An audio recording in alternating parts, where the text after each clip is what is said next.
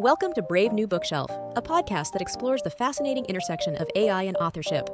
Join hosts Steph Pajonas and Danica Favorite as they dive into thought-provoking discussions, debunk myths, and highlight the transformative role of AI in the publishing industry. Hello, everyone, and welcome to the Brave New Bookshelf. I'm Steph Pajonas, CTO of the Future Fiction Academy, where we teach authors how to use AI in any part of their business. We're just trucking through January here. There's always the jokes out there that January is like the longest month ever, right? It feels that way.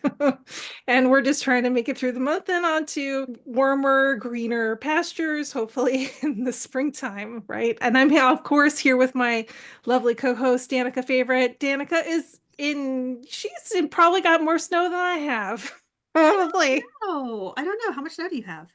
I have about like 2 inches outside still, but it is melting. It's melting. Yeah, that's about what we have. So we're the same. All right. So I'm Danica Favorite. I am the community manager at Publish Drive, where we have a whole ecosystem for authors to help them on the various stages of their publishing journey, whether that is formatting their book, crafting perfect metadata and book descriptions, to doing their book covers or distributing their books, or then once they get that book published, distributing it to the widest market possible. We've got you covered through all areas. And then even once the book has been published, if you need to split royalties, we can help with that too. So here we are helping authors with all kinds of things. And as we were talking a little bit before we got started today, also making sure that one of the areas where we're helping authors is educating them about what's happening with AI and what AI looks like. And we don't care whether or not you use AI, but as we've discussed, it's going to be pretty inevitable.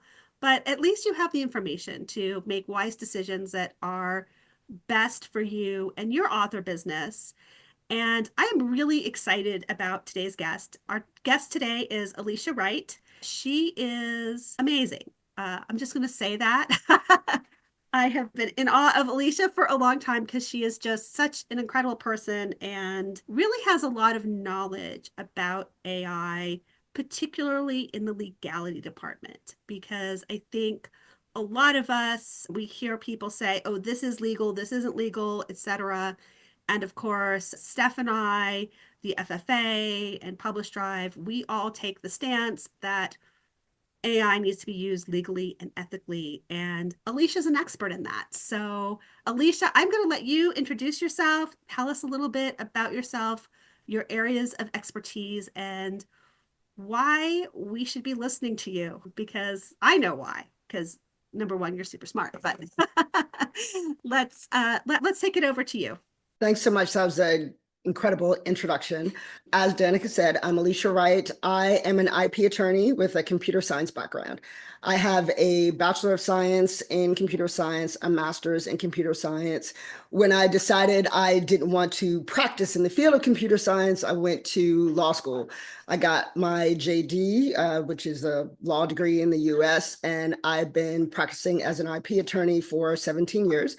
Specializing in patent law, where I see a lot of AI-related applications. When I worked at a law firm previously, I was considered one of their AI specialists. Now, because I am a writer, I've been writing for as long as I've been practicing law, I've also made sure that I stay involved in copyright law because that's very relevant. So I've touched the AI technology a lot. I've written over 100 patent applications related to AI inventions, and I've been involved in copyright law as well. So when AI went mainstream in the writing industry a few years ago, that was really exciting. I was initially thrilled because I've been seeing patent applications for generative AI for about a decade at that point. And then it was really a bummer when the writing industry wasn't as open to it as I was. But I'm excited to talk to you guys today about AI and the legal side of that. Yeah, I love that. I think this is so great because as we were talking a little bit about before the show started, how there are all these memes and people are afraid of, oh no, this is illegal. So much of that is misinformation. I really love that we have an actual lawyer who knows about IP and AI and all of that actually giving information. And so Obviously, we do want to caution you, Alicia is not your lawyer, so check with your lawyer if there's any specific legal advice you need. This is really just a general background and overview on AI and AI legalities. I want to go back to something that you said. You were seeing these patent applications for generative AI 10 years before it came on the mainstream. To me, that is just amazing because all of the authors and author community are just like, ooh, it's this new thing. We're so scared. But you've been seeing this legally for quite some time now. Definitely. I've been drafting patent applications mostly related to image generation, a lot of it facial recognition and generating fake faces, patent applications related to that for, a decade ago. It's been a while, just part of my career. So when it went mainstream, I was like, it's here. I can touch it. I can use it. This is so cool.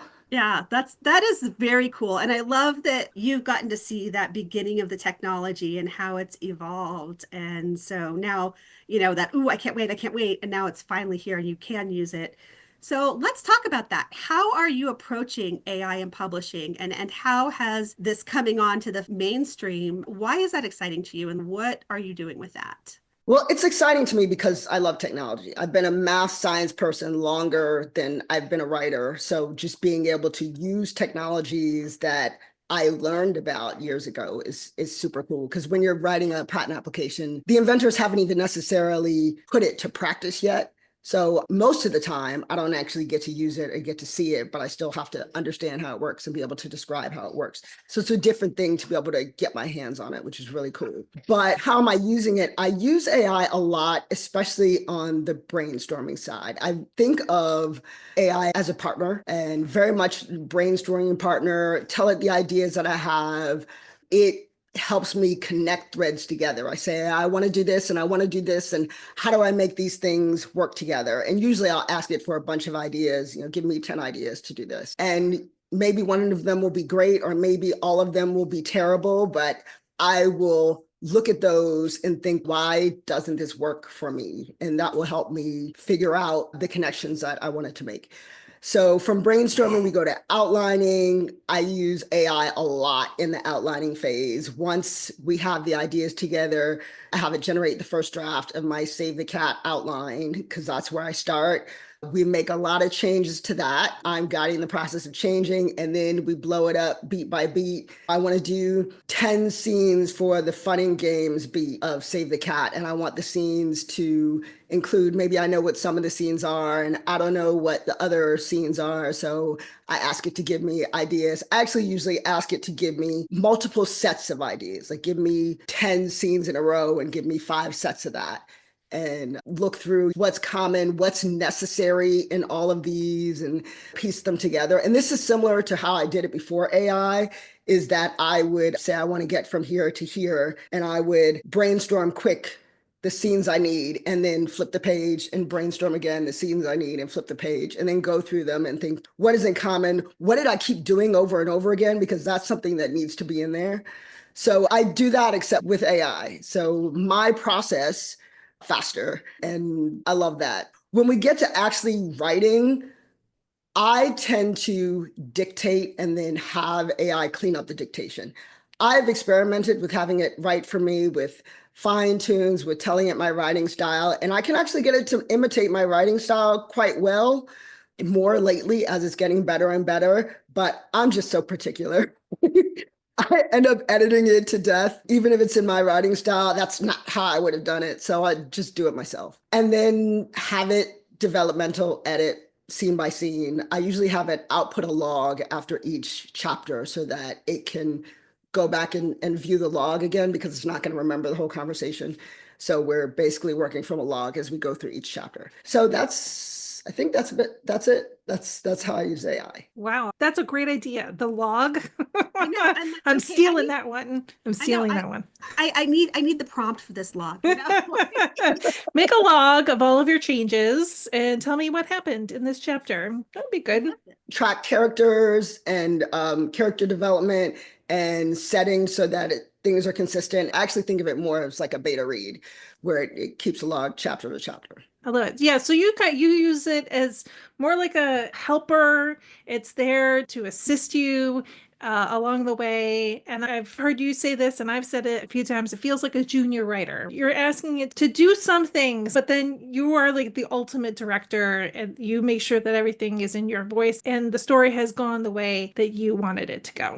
Absolutely. I am fully confident that at the end of the day, what comes out is me. That is my authorial voice. And I had a junior partner that helped me along, and we did it faster. And that's fantastic. Yeah. So since we're talking about like your process and copyright law, how does this impact your copyright? Like, is this work with this workflow that you just described, is that copyrightable? Absolutely. So the brainstorming, all that is considered ideas, and we don't even get into copyright eligibility for that. But the writing, I've dictated. So all of those are my words. The fact that AI touched it and edited it and tweaked it and cleaning up the dictation doesn't change the fact that I authored it. Like AI plus me still includes me.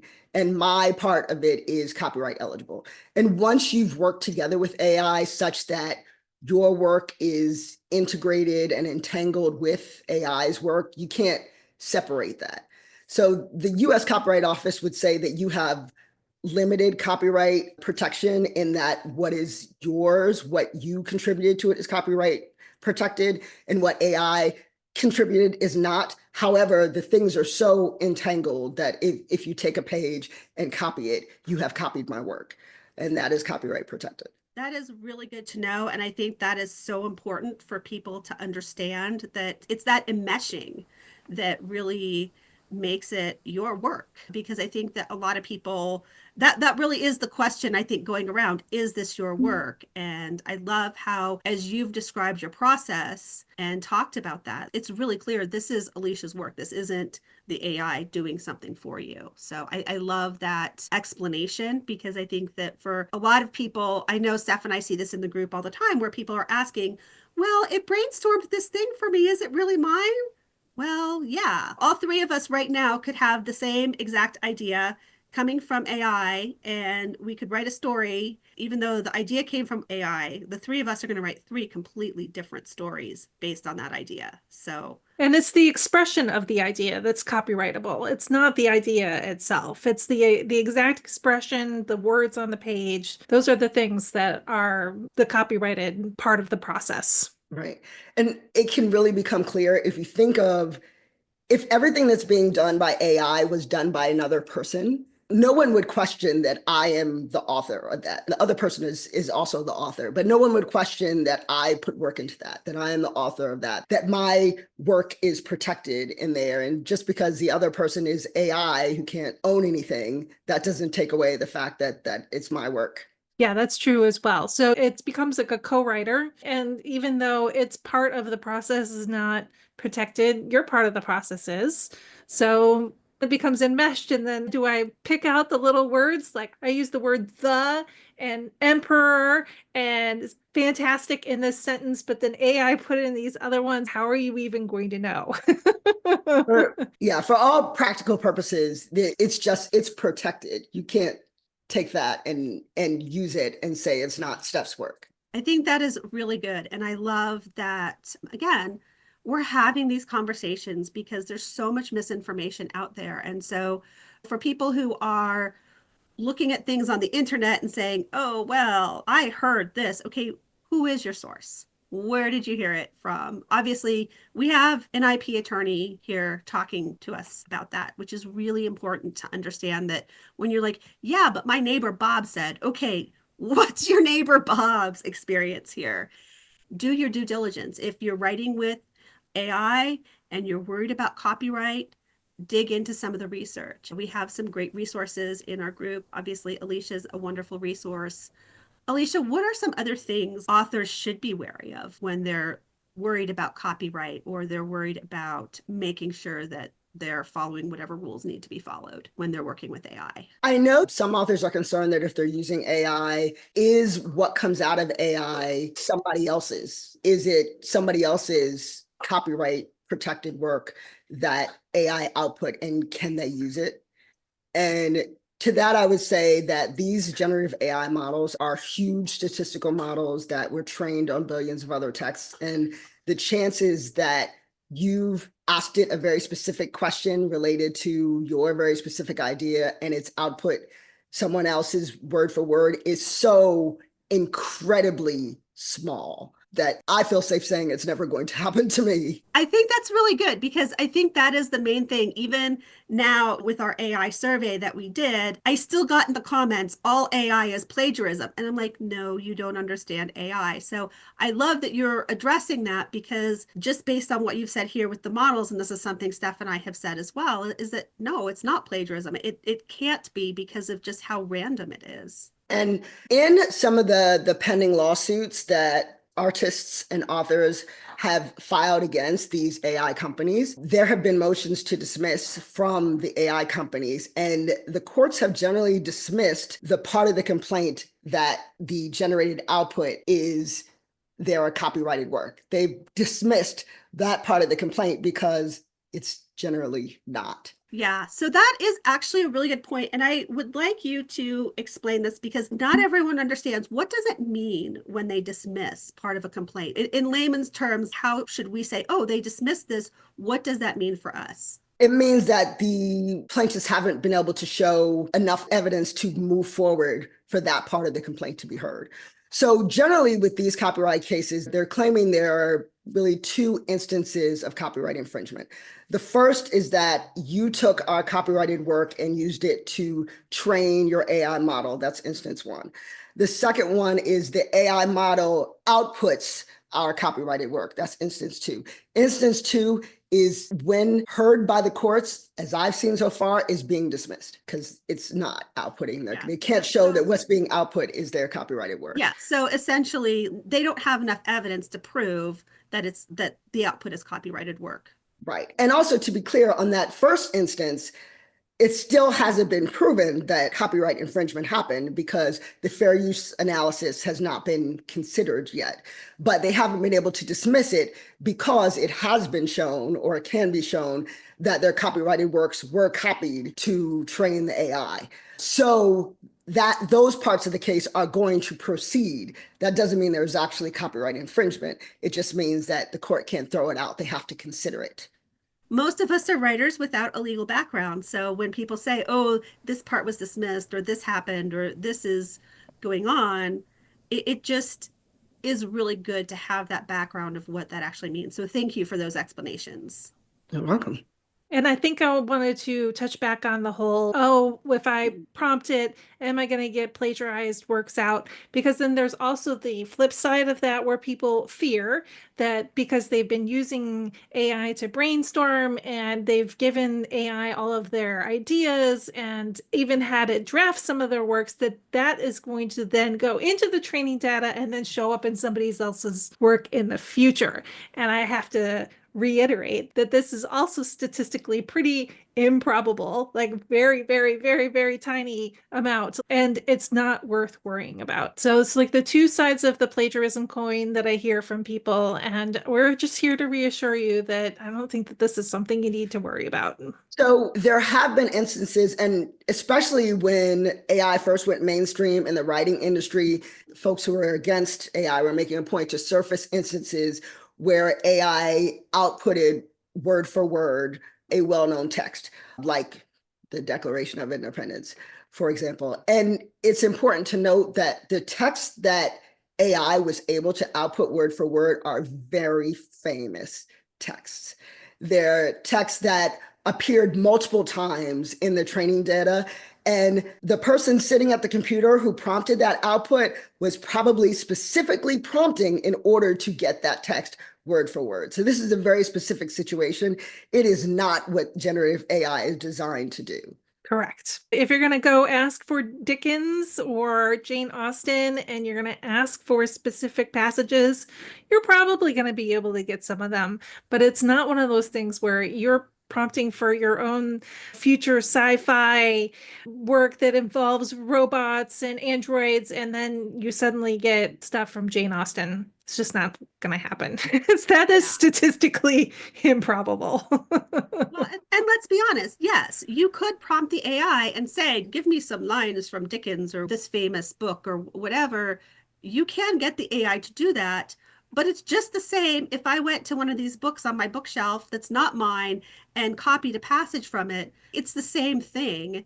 It's just you're just asking the AI to do it rather than doing it manually. But that isn't how most authors are using AI. And the only way that you're going to get that kind of response is if you're doing it very deliberately and very intentionally, just as deliberately as if, like I said, I was to grab one of the books off my bookshelf and copy from it. And that isn't Right. what generally the AI is doing. Right. Because these companies didn't spend billions of dollars to create machines that can output text word for word. That would be a waste of money. We can do that already. Yeah. We can grab the text ourselves and copy them. That's not what they're for. They're actually designed not to do that because that would not be a useful use of their money. Yeah, I love that point. I think that's a good one, that it's not a good use of money to get it to do something like that. Like the whole point of the development of AI is that additional creativity. So I love that. Thank you for sharing that. We've talked a little bit about this already, where you were talking a little bit how you're using AI. So let's go into what your workflow looks like. Do you have a particular workflow that you're using with AI that feels good or that you find really is giving you some good, consistent results? I use Novelcrafter, even though I don't have it generate full scenes for me. I do have it help me with transitions sometimes, but I love the codex in Novelcrafter. And I generally dictate into Novelcrafter and then have a prompt where I copy everything I dictated, and the prompt will just generate the fixed text on top of it. And I go through scene by scene like that. If there are gaps, things that I want to fill out, because sometimes when I'm dictating, I say, describe this house, because I'm not good with that. Then I'll go back through and copy this part, and Novelcrafter Codex will kick in and I will ask it to describe the house. And then I rewrite that because I didn't love it, but it spurred my creativity and reminded me what the house actually looks like from the last time I mentioned it. So that's my workflow. I go scene by scene. I tend to edit immediately after I write and then move forward, just because if I do the whole dirty first draft thing, then I have to fix it. and that's the worst part for me. I used to find that I stall on the second draft. So I fix that by editing as I go. You have to know yourself. I'm really glad actually that we went a little deeper into your process, because I did not know you could dictate directly into Novelcrafter. Because I also am a dictator. I really related to you earlier when you were talking about how you've tried the different writing things, and really dictation still is what feels best to you, because that's exactly me. I have a much longer dictation process, and I'll be honest, I still have not figured out Novelcrafter. I really want to love it. And I really want to use the codex, because everyone that I know who uses it and loves it says it's mind blowing. I just haven't figured it out. But now I'm like, wait a second. If I could dictate directly into Novelcrafter, I wonder how that would work. It's a browser-based tool, correct? Like that's how I remember it. The cool part about the phones now is that they're just so good at understanding spoken words. So Yeah. the dictating into your phone, it's like I dictate text messages all the time. So I can easily open up a voice memo and also just brain dump out my story whenever I want to, and then that gets transcribed. But then you could do the same also with Novelcrafter. Like she's saying, she could just Yeah. talk into her phone and have it right onto the page, and then boom, that's all you really have to do. Highlight, run Yeah, your I love prompts. that. I think that is Yeah. really exciting because, for example, I've seen a couple people demoing Notion where they've got the dictate button and you can dictate into Notion, but not everyone has it yet. And I'm one of the people that doesn't have it yet. And I'm Notion people, if you're listening, I want that button, please. Um, like, yeah, using the podcast for my own selfish aims, but yeah, like I do think that's a super cool point, Steph, that like now there are so many more things that we can just dictate. And Dictation is really still very popular. Kevin J. Anderson was just on the Creative Pen talking about how he still dictates. He still does the first drafts of everything. And there was a time when he would have to send it out to a service that would type it up for him. And now he's able to actually use AI to do a lot of those first drafts of stuff because it can go over his dictation fairly easily. And I like to walk. I walk a lot. And so sometimes if my brain is everywhere, I'm thinking about a story, I just get out my phone and I dictate into the voice memos, and it's very disjointed. It's just me saying saying stuff about my stories, and then I dump that into Gemini and I'm like, okay, here's the last time I talked about this story, pull everything out that we need to talk about, and it does it for me. So it's great. I love that. And that's part of my process too, because like you, I haven't lately, when you were talking at the intro about the weather, I'm telling you, we've had record cold here in Colorado and it's been miserable, and I have not been going for my walks. Unlike you, I don't have a dog that has to be walked every day. So, but yeah, I do that too. And as I've mentioned before, my 1 hour each way drive to the chiropractor, that's dictation time for me. So I love that Alicia's just like, yeah, I can dictate right into Novelcrafter as well.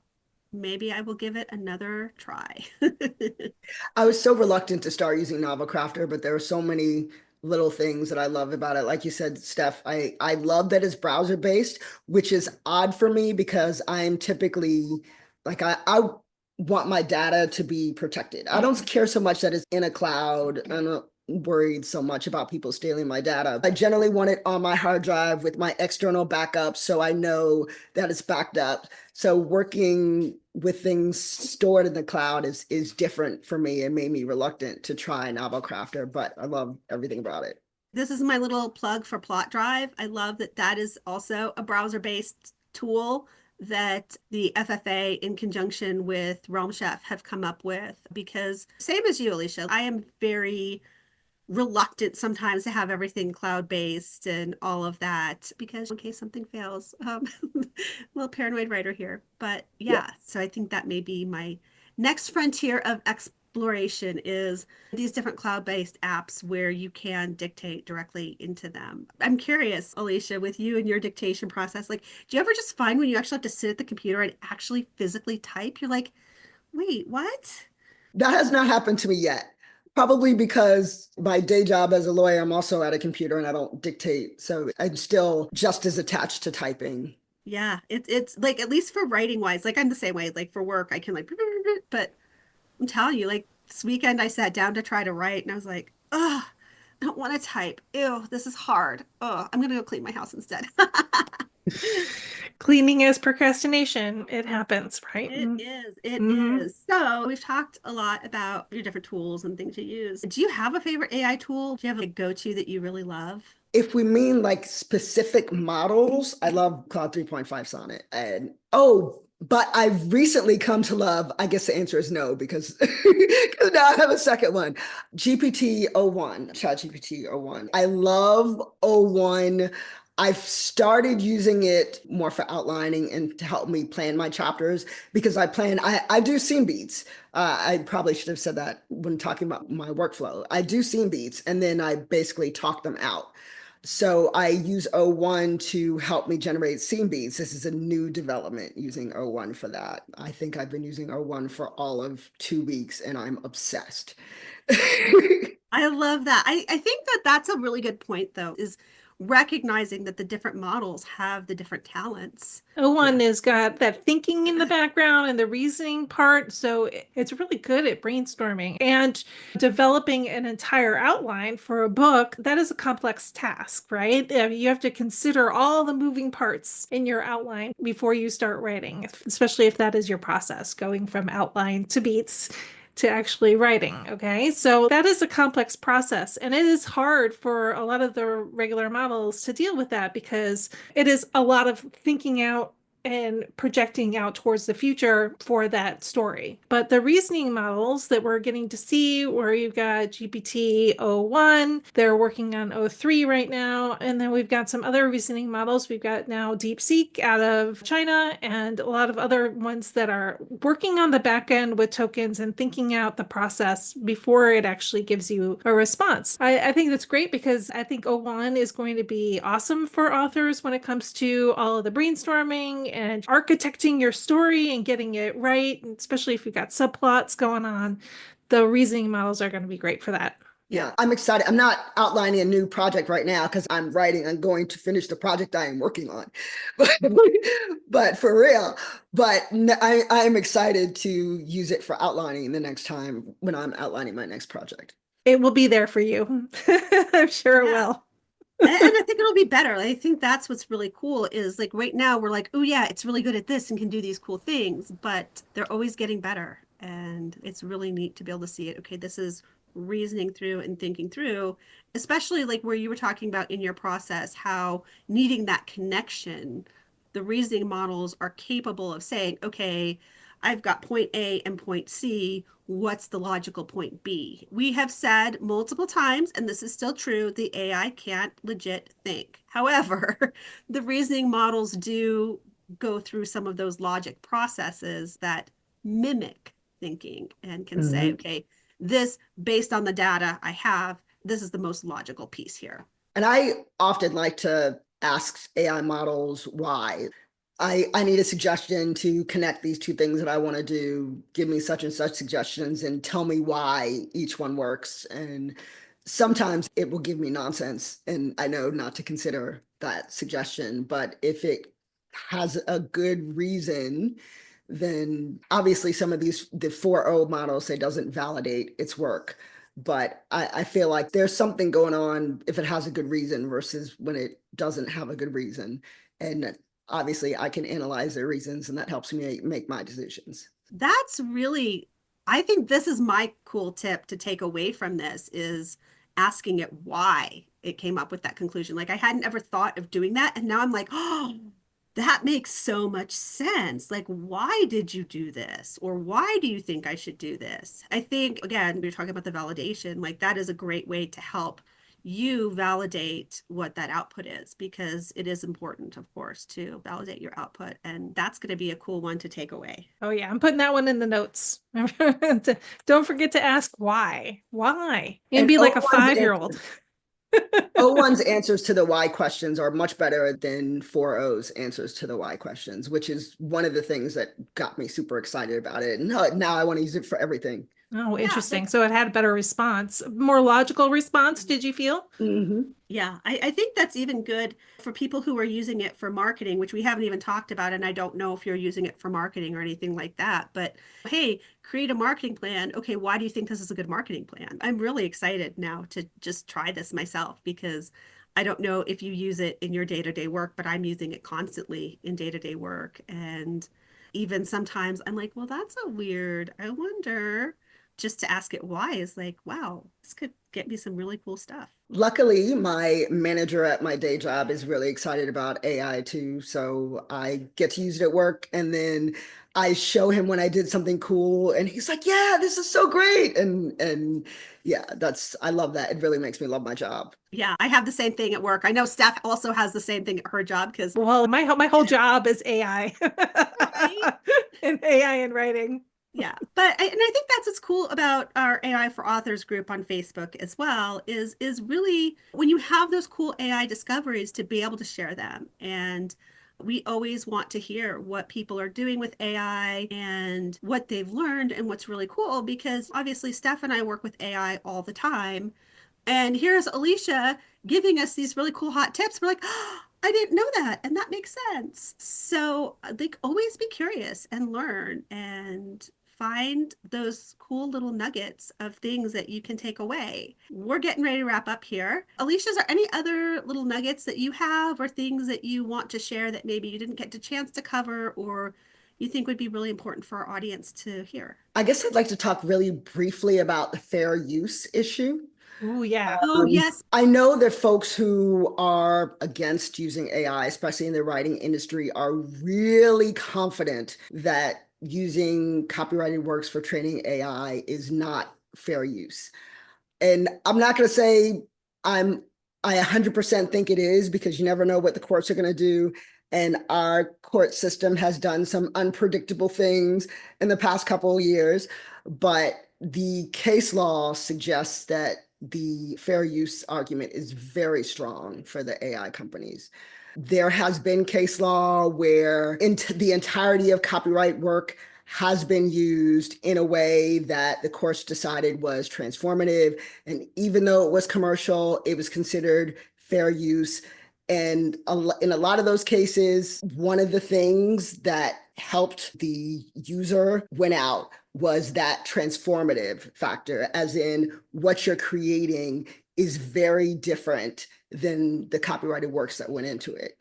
And that's what's happening with AI. And I really think that despite the fact that entire works have been used, despite the fact that is a commercial use, the work is so transformative. And at the time when these AI companies were first using these copyrighted works, there wasn't an existing licensing system in place, which is also a factor that's considered. Have you stepped on in existing method where you could have gotten everything you need? That's a factor that didn't exist yet. And the transformative use, I feel like the case is really strong for fair use. I'm not going to say I'm 100% confident, but I'm somewhere around the 80% confident that this is going to land in fair use territory. And I'm really interested to see how the writing industry would react to that when that happens. I also think that, because that's my prediction, if you're being offered an opportunity to license your work for AI training, now is the time to jump all over that. Because if the finding of fair use happens, some of those opportunities are going to dry up real fast. I agree with that. If you're going to be offered a licensing deal to have you give over your work to use for training a new AI model or something, this is the time to take that deal. Because I agree with you. I'm not a lawyer, obviously. I've been watching this happen, the case law and whatnot. And I'm also at 80%. So I will take your 80% as well. And I feel pretty confident that they had every right to use it to train. I have strong feelings about the fact that we are supposed to level up as a species, and that we need to tap into all of the stuff that we've done already in order to grow and in order to evolve into whatever is next for us in both technology and in our personal lives and whatnot. And I don't think that you can do that by just squirreling away all of our works and holding it back from society. So I'm very much towards like, here, take all of my work, use it. I want us to grow. I want us to evolve. And I'm not afraid of that. So that's why I became a writer. Is I want my work to help people. And if it can be used to train AI to help people use language better or whatever, I am here for that. I'm all for it. I really like what you were saying about evolving as humans, because we also have to evolve as writers. And to me, I know there are people who would call using AI for your writing lazy. I completely disagree on so many levels, because what I have found is it's making me more creative as a writer. It's making me analyze things better. And I know Steph and I did an episode a while back, so please listen to that, where we talked about how using AI has helped us grow as writers. But I really do encourage you to use this as that challenge to, how can I become better, and how can I use these tools to improve what I'm doing, improve my process. And again, if you don't want to use the AI to write, okay, cool. Use it to take some stuff off your plate so that you can devote more time to writing and getting better at your craft or whatever that is. So that would be my little soapbox. But I do want to actually take it back to what you were saying, Alicia, about transformative, because I know that we're all very familiar with that term and what that means, but a lot of writers don't really know what it means. And so could you just explain what it means for the work to be transformative? Transformative essentially means that what you produce transforms its inputs. So it's different. It's completely different. So when we're talking about an AI model being trained on copyrighted works, the AI model itself is so completely different from the copyrighted works. It is not directly competitive with the copyrighted works. I can't take Chaucer back out of the AI model. Well, maybe I can because it's so popular. I could ask it to generate Chaucer, but most of the works that go into it, I can't take them back out. And I can take this AI model and create so many different things. I can help the medical field. I can help in cybersecurity. There are 100 different fields that this AI model can benefit. And because of that, it is the thing that is so different from the copyrighted works that went into it. That's really what fair use is about growing and being bigger than the copyrighted works that you used to create your thing. These AI models are so transformative when compared to the copyrighted works that went into them. It would shock me to hear that that is not fair use. Yeah, I think that's really a good point because we obviously know all of the books that are inspired by other books, and that's considered fair use. Those you can see those close correlations between the different works and say, okay, yeah, this is where this concept and this concept where they intersect and have been transformed. But like the AI takes that, I think, 1,000 steps further than just, hey, this book that I read inspired me to write this whole series. And that part we've always said is totally fine. So like we're just taking that 10 steps further.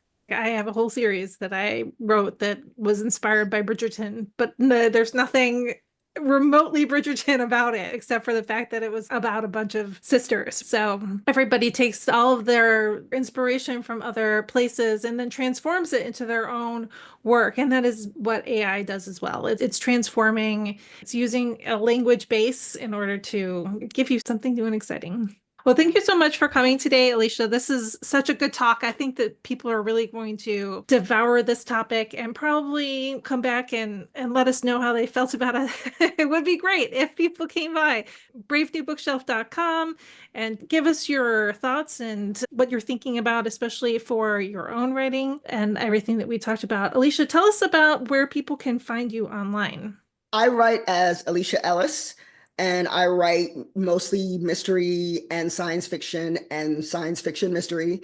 And you can find me on social media as Writer Alicia everywhere, all social media platforms. And my website is writeralicia.com. Excellent. We'll be able to put that in the notes as well so that people can come and find you. Everybody who's been listening, come like our Facebook page, like and subscribe on YouTube. Come click those buttons so that you can be alerted when we get new episodes out. Danica, do you have anything left that you want to say before we say goodbye?